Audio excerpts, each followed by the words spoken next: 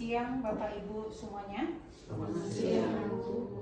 Hari ini kita mengucap syukur pada Tuhan karena kita masih diberikan kesehatan untuk melaksanakan kegiatan kombel kita. Pada saat ini kita akan belajar, kita akan mendengarkan paparan dari kepala sekolah. Materinya tentang motivasi kegiatan komunitas belajar. Tapi sebelum kita melanjutkan kegiatan kita hari ini, ada baiknya kita berdoa terlebih dahulu yang dipimpin sama Ibu Guru Agama Islam. Kami persilakan waktu. Jadi tinggal upaya mengkomunikasikan arahan untuk memotivasi guru atlet terlibat dalam komunitas belajar yang berpusat pada peningkatan kualitas pembelajaran. Ini tujuan kegiatan kita. Ya. Jadi di sini saya sangat berharap dukungan dari para bapak ibu semua, juga adik-adik kami di sini, untuk bisa kita mengaktifkan komunitas belajar kita ini dan menggunakannya sebaik-baiknya sehingga memberikan manfaat bagi kita dalam hal proses pembelajaran anak-anak kita. Next, please. Nah, jadi apa itu komunitas belajar di dalam sekolah? Komunitas belajar di Indonesia sekarang sedang digiat-giatkannya setiap sekolah dari mulai PAUD, TK sampai ke SMA itu memiliki komunitas belajar. Nah, jadi komunitas belajar ini ada 3 ini. Komunitas di dalam intra sekolah, komunitas antar sekolah, dan komunitas belajar yang di PMN. Jadi ini adalah sekelompok pendidik dan tenaga kependidikan dalam satu sekolah yang belajar bersama-sama dan berkolaborasi secara rutin. Ya, jadi bukan sekali berkolaborasi secara rutin dengan tujuan yang jelas dan terukur untuk meningkatkan kualitas pembelajaran yang mana nanti berdampak pada hasil belajar peserta didik. Jadi kita harapkan dengan pertemuan-pertemuan rutin kita ini kita bisa membahas semua praktik-praktik baik, semua kendala, semua rintangan kita yang kita hadapi di dalam kelas. Di sini kita diskusikan yang nantinya kita harapkan hasilnya itu bisa berdampak pada hasil belajar peserta didik kita. Apa tujuannya di dalam sekolah? Jadi diharapkan dapat meningkatkan kompetensi kita sebagai pendidik, ya, dengan membangun budaya belajar bersama yang berkelanjutan, dan kembali lagi hasilnya juga berdampak kepada hasil belajar peserta didik kita. Komunitas belajar dalam sekolah sangat penting karena komunitas belajar itu menjadi wadah untuk merealisasikan terjadinya kolaborasi antar peserta didik. Pendidik belajar bersama, tidak sendiri-sendiri, ya, tidak terisolasi. Pendidik bersepakat untuk standar umum seperti pembelajaran yang efektif, bagaimana rubrik indikatornya dibuat, bagaimana itu bersepakat pendidik agar semua pendidik peserta didik menjadi tanggung jawab bersama. Jadi di sini kita untuk menyatukan persepsi kita supaya hasil belajar anak-anak kita ini menjadi lebih baik. Jadi untuk memulai komunitas belajar ini sebenarnya dibutuhkan komitmen. Apa itu komitmen, Bapak Ibu? Kesepakatan. Komunitas belajar itu dibutuhkan komitmen, kesepakatan. Kesepakatan siapa? Kesepakatan kita semua warga sekolah ini. Kesepakatan kita semua guru-guru yang ada di sini. Ya, kepala sekolah sebagai pemimpin pembelajaran di sekolah itu membangun komunitas belajar di dalam sekolah itu menjadi lebih baik. Bagaimana kepala sekolahnya itu akan memberikan dukungan, memberikan teladan, dan juga memberikan perilaku yang baik dan juga ikut terlibat. Jadi kepala sekolah bukan hanya menunjuk-nunjuk, tapi juga ikut terlibat dalam komunitas belajar itu. Sebelum proses belajar dalam komunitas dilakukan, diperlukan persiapan untuk menyiapkan komunitas belajarnya beraktivitas. Kita sudah ada, kita siapkan ya Bu ya, dengan bagaimana di awal dulu kita, tapi belum semua. Di awal dulu kita sudah membuat tim kecil namanya. Tim kecil yang terdiri dari ketua komunitas, ada kan Bu? Kemarin kita SK kan? Udah ya. Ketua komunitas apa aja tuh? Ketua, wakil, iya wakil ya. Koordinator saya ya, ketua, koordinator, wakil. Hanya itu 3 itu? Iya, itu. Oh, bisa lah nanti kita tambahin 1 lagi. Nah ini dia, komunitas belajar dalam sekolah wajib memastikan terjadi Nah, yang pertama, tim bekerja secara kolaboratif dan mengambil peran dan tanggung jawab bersama. Yang kedua, menerapkan kurikulum pada setiap tahapannya. Dan yang ketiga, memantau pembelajaran siswa dengan proses penilaian berkelanjutan. Ya, jadi kurikulum pada setiap tahapannya. Untuk sekolah kita ini kurikulum yang kita pakai ada dua. Ya, untuk 1, 2, 4, 5 kita menggunakan kurikulum Merdeka. Untuk 3 dan 6 kita masih menggunakan kurikulum 13. Nah, yang ketiga itu kita dengan adanya komunitas belajar ini memantau pembelajaran siswa dengan proses penilaian yang berkelanjutan. Nah, ini menggunakan hasil penilaian umum untuk melatih anggota komunitas membangun komunitas tim, membangun kapasitas tim, memperluas pembelajaran dan fokus pada peningkatan hasil belajar siswa, memberikan intervensi dan pengayaan yang sistematis. Jadi di komunitas belajar ini memang kita bisa untuk sharing semuanya. Jadi jangan ada lagi yang aku nggak tahu ya, aku nggak tahu buat ini. Jadi jangan malu-malu untuk bertanya dengan sesama teman-teman guru yang ada.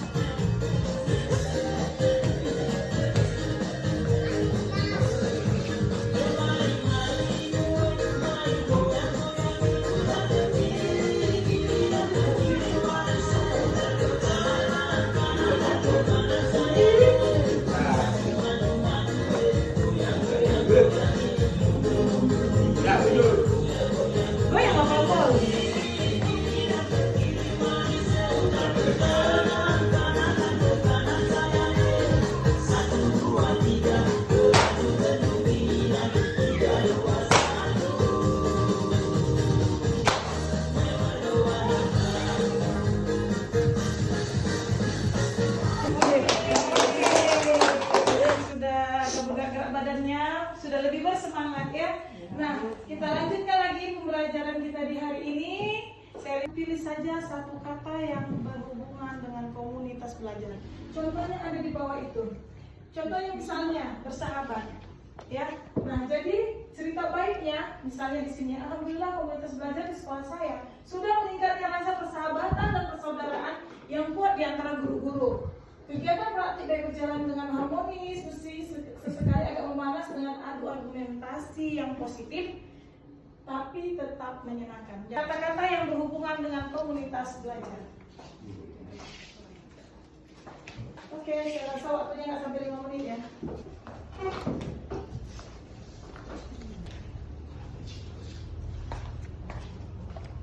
Nanti minta 1 atau 2 orang ke depan untuk mempresentasikan apa yang dibuatnya di kertas itu ya. Yang saya menyampaikan yaitu satu kata dalam yang komunitas belajar. Dalam komunitas belajar ini antar guru bisa menyampaikan keluh kesahnya dalam menyampaikan keluh kesahnya yang dia alami dalam melaksanakan proses belajar mengajar di dalam kelas. Jadi kata kuncinya adalah keluh kesah, menyampaikan keluh kesah. Menyampaikan keluh kesah. Oke, terima kasih teman-teman. Baiklah Bapak Ibu, saya akan menyampaikan Sebenarnya boleh belajar silo. satu kata satu cerita tentang komunitas belajar kita. Di dalam komunitas belajar ini saya merasakan berbagi praktik baik antara kita sesama guru maupun dengan ibu kepala sekolah. Hampir sama jawabannya dengan Pak Ibu. Dengan dalam proses pembelajaran di sekolah. Terima kasih. Oke, kita lihat Kata mantap. Oke, mantap. Mantap ya. Komunitas belajar bersinar di sekolah saya semakin mantap. Oke, Mantap membuat Bapak Ibu guru menjadi lebih baik mengajarnya dan makin mantap ilmunya. Karena saling sharing dalam meningkatkan pembelajaran dan karena itulah semakin mantap kualitasnya. Oke, tepuk tangan. Memberikan kata bersemangat. Yang dimana ini komunitas belajar di sekolah ini pembelajarannya sudah diawali dengan semangat dengan adanya kegiatan seperti icebreaking yang dilakukan di pagi hari yang dilakukan dengan semangat dan ceria. Oke, ya. Kita berikan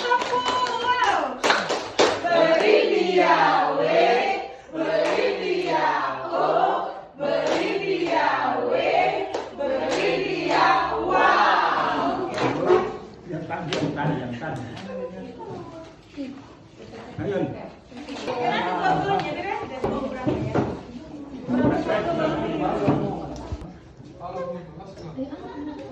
Video ini. Oh iya.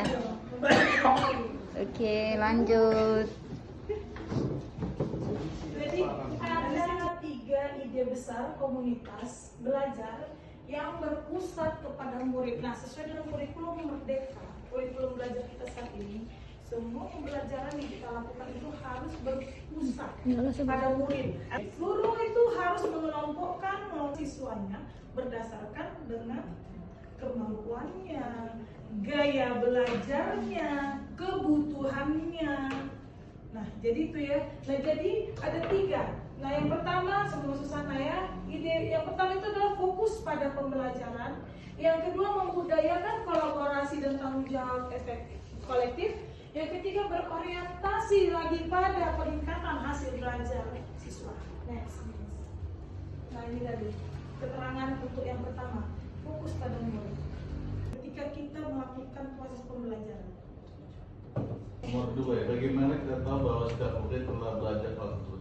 Kita tahu bahwa murid itu sudah sedikit banyak sudah bisa memahami, sudah bisa menerangkan apa yang dipelajari dia. Iya, dari perubahan-perubahan yang diperlihatkannya ketika proses pembelajaran itu berlangsung kan gitu ya. Nah, kemudian bagaimana respon kita jika ada murid yang tidak belajar? Apakah kita marah? Apakah kita menyuruhnya keluar kelas? Apakah kita menyuruhnya hormat bendera? Jadi itu yang setiap guru itu harus kita udah buat orek-oreknya. Jadi kalau seandainya murid kita tidak jelas apa ya? Jadi jangan sepenuhnya menyalahkan siswa kita. Kita juga harus refleksikan diri kita. Kenapa ini nggak bisa? Kenapa yang ini bisa? Jadi sebenarnya di kurikulum Merdeka ini perlakuan kita tidak boleh sama kepada murid-murid kita. Perlakuan kita kepada anak yang bisa membaca dengan anak yang tidak bisa membaca tidak bisa kita samakan. Termasuk juga asesmennya. Sesuaikanlah KPD-nya sesuai dengan kemampuannya. Itulah dia kalau berdiferensiasi. Tapi tetap di satu tema yang sama. Nah, itu. Oke, lanjut kita bagaimana ini akan memperkaya pembelajaran untuk murid yang sudah mahir. Nah, jadi murid yang sudah mahir, bagaimana kita memberikan pengayaan yang lebih lagi kepada mereka. Gitu ya, next.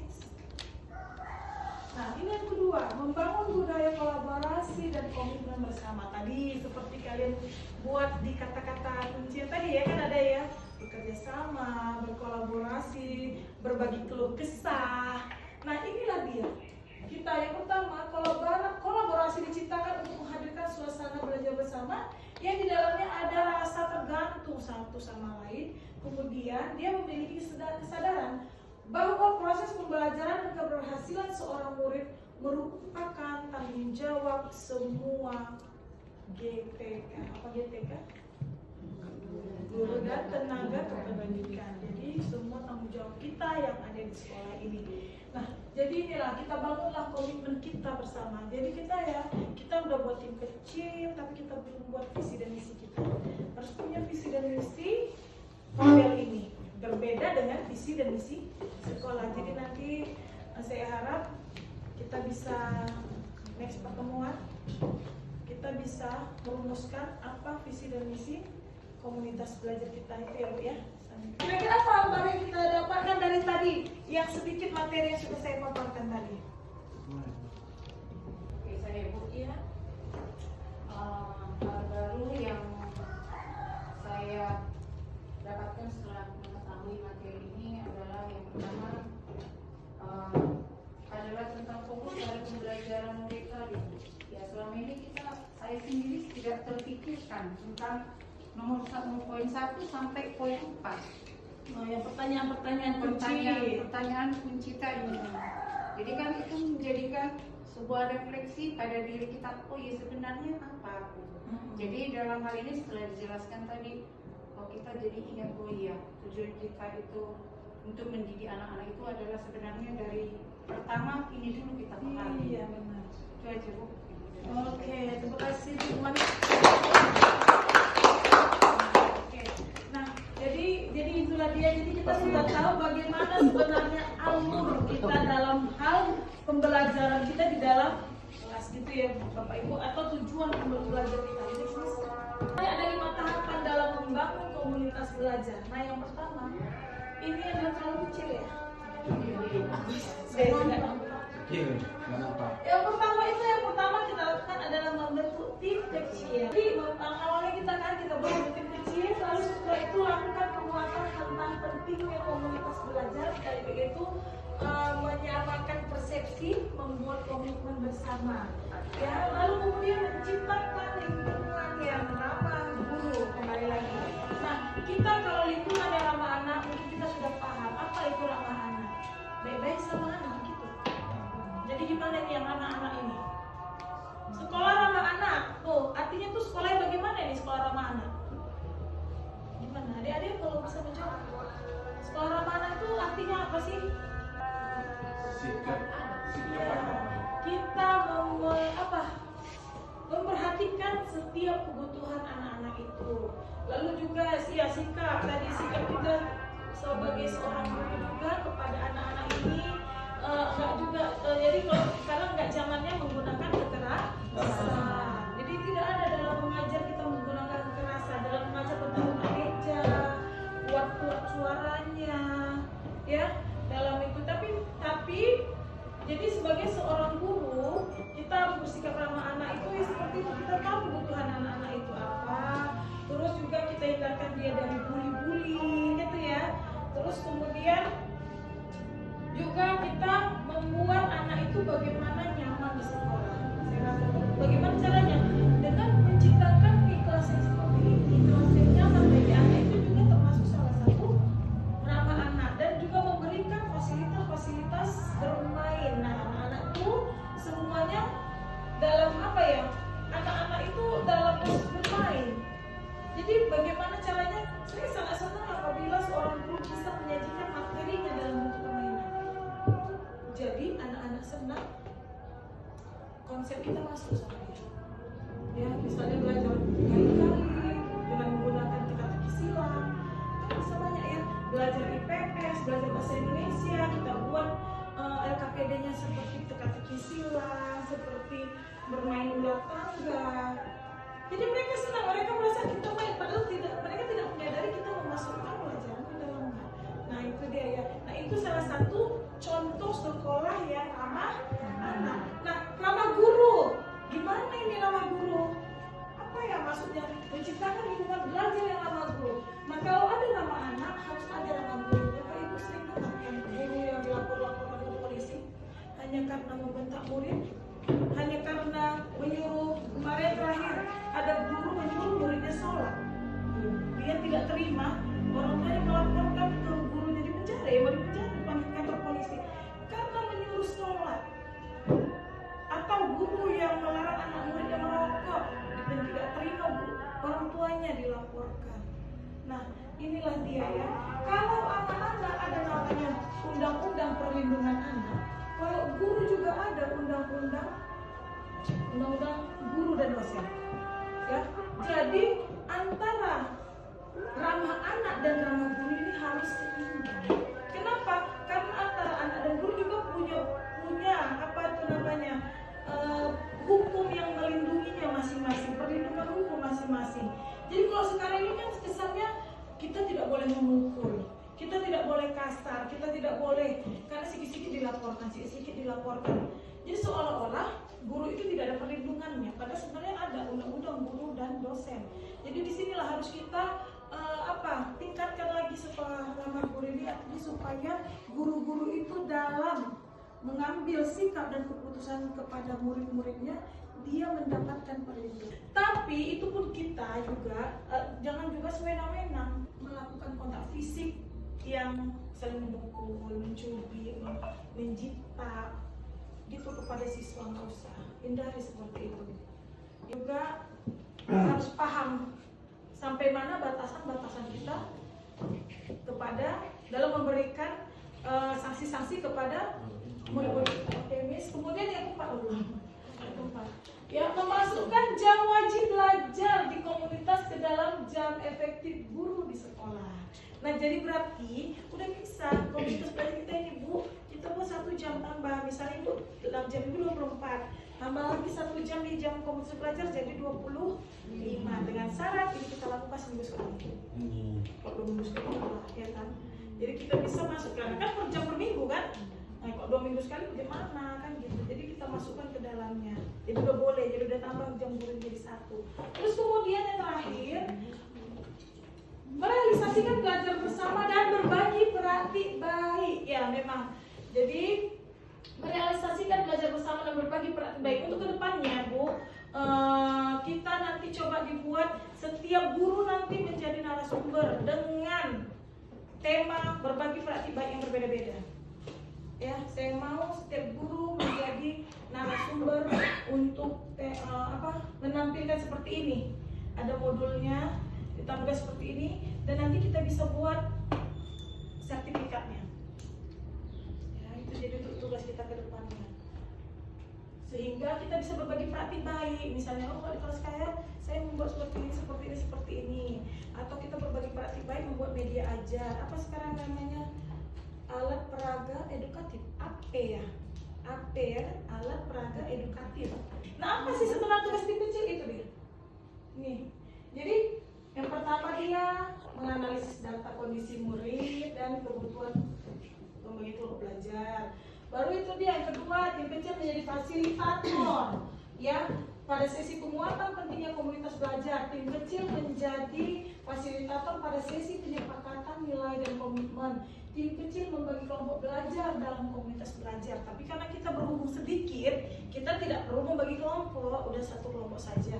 Terus tim kecil menjadi teladan dalam penerapan nilai dan komitmen bersama. Lalu kemudian tim kecil menganalisis menjadi fasilitator dalam pertemuan rutin kepala sekolah. Jadi seperti tadi kan kayak Bu Mari dia sudah membuka, sudah menutup dan menyiapkan ini. Tapi itu pun karena kita pun cuma sedikit, janganlah karena udah ada kok itu khusus Bu Mani, udah biar nanti mengurus meja-meja itu, jangan ya Bapak Ibu. Semua kita di sini setiap hari, setiap kegiatan komunitas kita bersamalah kita untuk menyiapkan ruangan gitu, menyiapkan ini mana yang bisa. Jadi bukan hanya tanggung jawab Bu Mani dan khusus saja. Nah, jadi sebenarnya apa sih kegiatan komunitas belajar itu? Di dalamnya itu ada apa saja? Yang pertama apa? Dia bisa berbagi masalah pembelajaran yang dihadapi murid dan berdiskusi alternatif pemecahan masalah bersama-sama. Yang kedua, mendiskusikan modul ajar yang berpusat pada murid. Nah, itu jadi kalau kita mulai belajar kita sedikit-sedikit bagaimana cara membuat modul ajar atau RPP bagi K13 yang berpusat kepada murid. Nah, di situ kita susun. Baru yang ketiga, mendiskusikan rubrik penilaian, asesmen, ya, yang akan kita gunakan. Oh, hari ini kita gimana cara menilai murid ya? Jadi sama semuanya. Setiap guru harus memiliki format asesmen. Jadi lalu apalagi bertukar menilai hasil belajar murid. Saling bertukar cerita atau gitu ya. Hasil belajar murid itu begini ya. Hasil belajar murid itu begini. Nah itu. Lalu kemudian saling mengobservasi pembelajaran di kelas dan melakukan refleksi hasil observasi bersama-sama. Contohnya, nggak apa-apa Bapak Ibu kan ketika belajar kami minta tolong sama Bapak Ibu yang preles, ayo coba tengokkan bagaimana cara mengajar di kelas. Kira-kira apa ya kekuranganku di sini, apa ya kelebihan. Nah itu bisa nanti hasilnya nanti didiskusikan, direfleksikan pada saat kegiatan komunitas belajar. Lalu kemudian berbagi praktik baik yang telah dilakukan, melakukan penelitian tindakan kelas bagi yang mau membuat, merayakan keberhasilan komunitas belajar. Ini enak ini merayakan ini. Oke, nah inilah ragam. Jalan-jalan. Ya kan, oke jalan-jalan. Jadi inilah ragam aktivitas kegiatan dari komunitas belajar. Jadi kita sudah tahu apa saja sih yang perlu dibicarakan dan yang perlu dilakukan di dalam komunitas belajar. Jadi dia tidak hanya membicarakan tentang pembelajaran saja, tapi sini ada beberapa poin-poin yang bisa kita lakukan untuk peningkatan hasil belajar siswa. Oke lah Bapak Ibu, untuk hari ini kita sampai di sini dulu materi yang bisa saya sampaikan. Mudah-mudahan apa yang kita paparkan tadi bisalah bermanfaat untuk kita semua ke depannya. Ya. Jadi kita harus belajar memulai, walaupun sedikit, kita harus memulai perubahan untuk mengubah mindset kita bahwa guru itu bukan hanya datang, mengajar dan pulang, tapi juga tetap ada memberikan yang terbaik, memberikan kenang-kenangan yang baik untuk murid-muridnya. Itu ya Bapak Ibu, dan saya yakin semua guru-guru di SD Mawar ini adalah guru-guru yang hebat. Dan saya yakin semua kita di sini memiliki persepsi yang sama untuk memajukan sekolah kita menjadi lebih baik ke depannya. Jadi Bapak Ibu, hanya inilah yang bisa saya sampaikan. Terima kasih untuk waktu dan kesempatannya yang diberikan kepada saya. Kita akan bertemu lagi di minggu depan di kegiatan komunitas belajar kita dengan materi yang mungkin nanti akan disampaikan oleh Ibu Ketua. Materinya belum ada sekarang Ibu ya. Nanti next akan disampaikan oleh Ibu Ketua apa materi yang kita bahas di minggu depan. Jadi sekali lagi saya ucapkan terima kasih dan saya akhiri dengan wassalamualaikum warahmatullahi wabarakatuh. Selamat siang dan horas. Horas.